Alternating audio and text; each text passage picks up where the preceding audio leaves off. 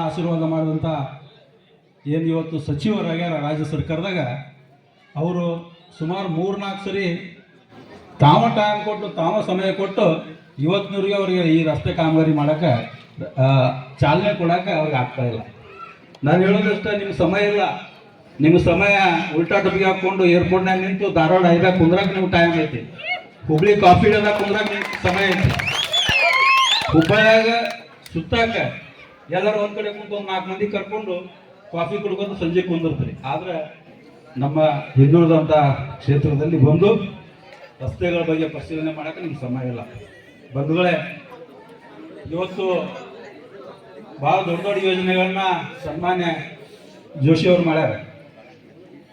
ಚುನಾವಣೆ ಇನ್ನೊಂದು 3-4 ತಿಂಗಳಿತ್ತು.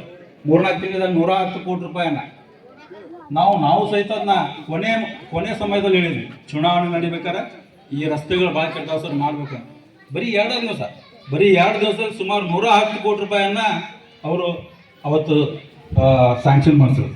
ಅದರಿಂದ ನಾನು ಹೇಳಕ್ಕೆ ಇಷ್ಟಪಡ್ತೇನೆ, ಎಷ್ಟೊಂದು ಫರಕ್ ಐತೆ ನೋಡ್ರಿ. ಇವತ್ತು ನಮ್ಮ ಜಿಲ್ಲಾ ಸಚಿವರಲ್ಲಿ, ನಮ್ಮ ಕೇಂದ್ರ ಸಚಿವರಲ್ಲಿ ನೀವೆಲ್ಲ ಅರ್ಥ ಮಾಡ್ಕೊಳ್ಳಿ.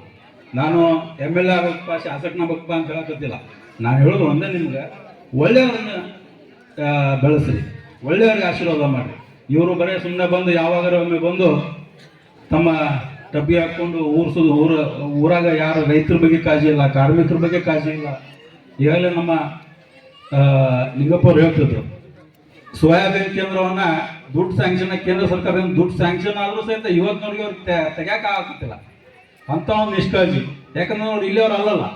ಅದರಿಂದ ಅವ್ರಿಗೆ ಇಲ್ಲಿ ಜನರ ಬಗ್ಗೆ ಕಳ್ಕೊಳ್ಳಿಲ್ಲ, ಇಲ್ಲಿ ಬಡವ್ರ ಬಗ್ಗೆ ಕಳ್ಕೊಳ್ಳಿಲ್ಲ, ಇಲ್ಲಿ ಕೂಲಿ ಕಾರ್ಮಿಕರ ಬಗ್ಗೆ ಕಳ್ಕೊಳ್ಳಿಲ್ಲ. ಅವ್ರಿಗೆ ಏನು ಕಾಳಜಿ ಇದ್ರೂ ಸಹಿತ ಅಧಿಕಾರ ತಗೋಬೇಕು, ದುಡ್ಡು ಮಾಡ್ಕೋಬೇಕು, ನಾನು ನನ್ನ ದಂಧೆ ಮಾಡ್ಕೋಬೇಕು, ನಾನು ವ್ಯಾಪಾರ ಮಾಡ್ಕೋಬೇಕಂತ. ಬಂಧುಗಳೇ, ನಾನು ಬೈಬೇಕಂತ ಬೇಕಂತಿಲ್ಲ. ಆದ್ರೆ ನೀವು ವಿಚಾರ ಮಾಡಿರಿ, ಸುಮಾರು 3 ಸಲ ಸಚಿವರಾಗ್ಯಾರ. ನಮ್ಮ ಸಂಸದರ ಕೆಲಸ ನೋಡ್ರಿ, ಅವ್ರ ಕೆಲಸ ನೋಡ್ರಿ.